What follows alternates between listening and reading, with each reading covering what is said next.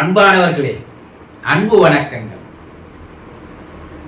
ஒரு அம்மையார் ஒரு சந்தேகம் கேட்டு இருக்கிறார். என் கணவர் இறந்து விட்டார். என் கணவரை நான் நாள்தோறும் நினைத்துக் கொண்டே இருக்கிறேன். நான் நினைத்துக் கொண்டிருப்பது அவருக்கு தெரியுமா என்று அவர் ஒரு கேள்வியை கேட்டிருக்கிறார். இறந்தவரை நான் நினைத்துக் கொண்டே இருக்கிறேன். அப்படி நினைத்துக் கொண்டே இருப்பதை நான் நினைத்துக் கொண்டுதான் இருக்கிறேன் என்பதை இறந்தவருடைய ஆன்மா தெரிந்து கொள்ளுமா? இதுதான் அந்த அம்மையாருடைய கேள்வி. சரி, நீங்க இப்போது யாரோ ஒருவரை அவரை பற்றி நினைத்துக் கொண்டே இருக்கிறீர்கள். அவர் பார்த்து ரொம்ப நாள் ஆயிடுச்சு, ஆண்டு கணக்கில் ஆயிடுச்சு. ஏதோ ஒரு கவனம் இப்ப அவரை பற்றி நீங்க நினைக்கிறீங்க. ஒரு நாளைக்கு ஒரு 10 முறை 20 முறை தொடர்ந்து நினைச்சிட்டே இருக்கிறீங்க.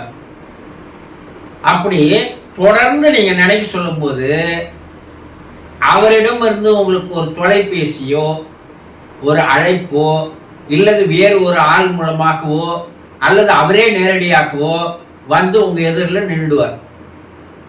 நம்ம சாதாரணமான சொல்றோம், இப்பதான்ப்பா உன்னை நினைச்சேன், உனக்கு 100 வயசுப்பா சொல்றோமா இல்லையா? இது வார்த்தையை சாதாரணமா சொல்லிடுறோம். இதுக்குள்ள இருக்கின்ற செயல், அதனுடைய உண்மை தன்மை என்னன்னு உங்களுக்கு தெரியுமா? நீங்கள் ஒருவரை நினைக்க நினைக்க உங்களுடைய அந்த நினைவினுடைய அலைகள், கதிர்கள், அந்த ஃப்ரீக்குவென்சி அது என்ன பண்ணும்னா மின்னலை விட வேகமாக செல்லக்கூடிய திறமை உங்களுடைய எண்ண அலைகளுக்கு இருக்கிறது. அது நீங்க ஒருத்தர் இப்ப நினைச்சீங்க, யார ஒரு மலேசியாவில், சிங்கப்பூர்ல இல்ல வெளிநாட்டில் இருக்கிற ஒருவரை நினைக்கிறீர்கள் என்று வைத்துக் கொள்ளலாம். அந்த நினைப்பினுடைய எண்ண அலைகளானது மின்னலை விட வேகமா போய் அவரை ரீச் ஆகும். அது உலகத்துல எந்த மூலையில இருந்தாலும் உங்களுடைய எண்ண அலைகள் அவரிடம் போய் ரீச் ஆகும். எப்போ? வித்தின் செகண்ட்ல போய் சேர்ந்துரும். இந்த எண்ண அலைகளுடைய வேகத்தை வச்சுதான் உங்களுக்கு இப்ப கைபேசியானது செயல்பட்டு கொண்டிருக்கிறது.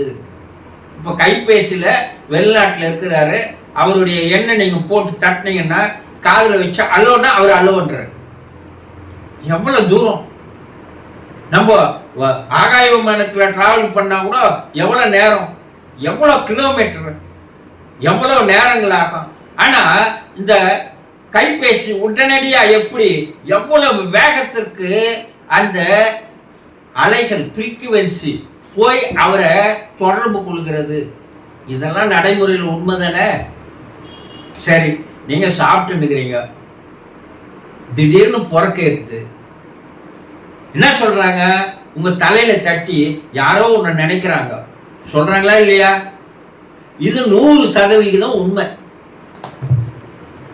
அத விஞ்ஞானிகள் அது உண்மை என்பதை மனவியல் விஞ்ஞானிகள் கூறுகிறார்கள். எப்படின்னா, நீங்க ஒரு எண்ணத்தை எண்றீங்க, ஒருவரை பற்றி நினைக்கிறீர்கள் என்றால் அந்த நினைப்பினுடைய எண்ண அலைகளானது ஃப்ரீக்குவென்சி ஆனது உங்கள் உச்சந்தலை வழியாக தான் வெளியேறி போகிறது.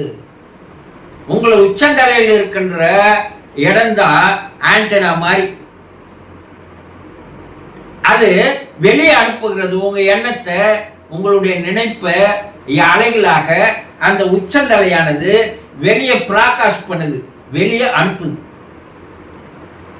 அப்ப யாரோ ஒருவர் உங்களை நினைத்த போது அவருடைய நினைவின் அலைகள் அவர் உச்சந்தலையாக வெளியேறி நேராக உங்களிடம் வந்து உங்கள் உச்சந்தலையை தான் ரிசீவராகவும் இருக்குது.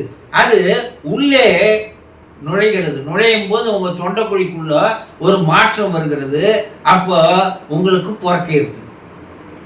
அப்ப எண்ண அலைகளை வெளியே அனுப்புவதும் உங்களுடைய தலை உச்சி தான். எண்ண அலைகளை உள்ளே இழுத்து உங்களுக்கு தெரிவிப்பதும் உங்க தலை உச்சி தான், இல்லையா? இப்போ ரேடியோ ஸ்டேஷன்ல இல்ல தொலைக்காட்சி ஸ்டேஷன்ல இருந்து அவர்கள் ஒளி அலைகளாக அதை அனுப்புகிறார்கள். அது உலகம் முழுவதும் என்ன ஆகுது, பரவுகிறது. உங்க வீட்டு மேல இருக்கிற ஆண்டனா என்ன பண்ணுது, அதுக்கு தகுந்த மாதிரி அதை இழுத்து ரிசீவ் செய்து உங்களுக்கு காட்சிகளாக ஒளியாக திரையில் காட்டுகிறது இல்லையா? இதையெல்லாம் எப்போ வந்ததுன்னா, நம்முடைய மன அலைகள் எப்படியெல்லாம் வேலை செய்யுது என்பதை பேசிக்காக வச்சுதான் விஞ்ஞான வளர்ச்சிகள் வளர்ந்தது.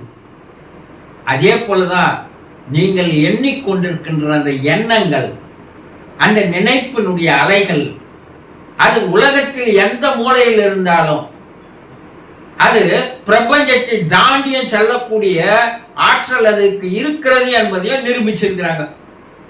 வானவெளி மண்டலத்தில் இருக்கிற விண்வெளி ஆராய்ச்சி கழகத்தில் இருக்கிற அந்த ஆராய்ச்சியாளர்களுக்கு இங்கிருந்து எண்ணத்தின் மூலமாக தான், வேற எதன் மூலமாக, எண்ணத்தின் நினைப்பின் மூலமாக அவர்களுக்கு மெசேஜ் அனுப்புறாங்க.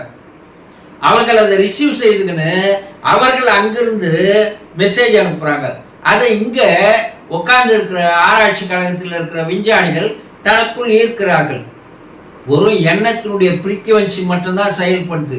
இது ரஷ்ய விண்வெளி கழகத்தினரால் செய்யப்பட்டு வருகிறது. அது சக்சஸ்ஃபுல்லாகவும் இருக்கு.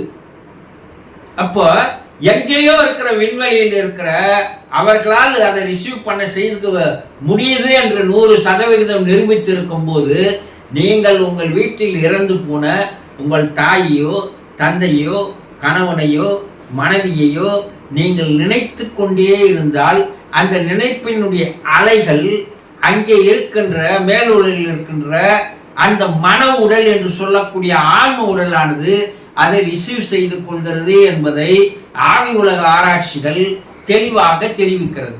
அப்போ உங்கள் நினைப்பு பொய்த்து போகவில்லை. உங்கள் நினைப்பினுடைய எண்ண அலைகளை அவர்கள் ரிசீவ் செய்து கொள்கிறார்கள்.